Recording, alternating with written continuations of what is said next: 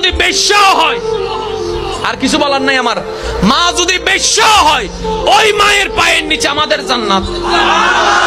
আর কিছু বলার নাই, আর কিছু বলার নাই এখানে। ওই মাকে শ্রদ্ধা যদি না করেন, টোটাল হিসাব।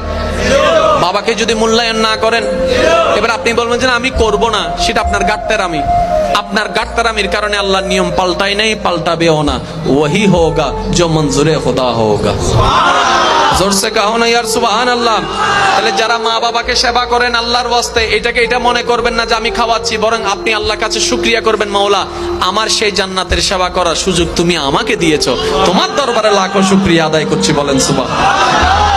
মা বাবাকে কখনো বর্ণনা করা যাবে? মা বাবাকে কখনো হেয় চোখে দেখা যাবে?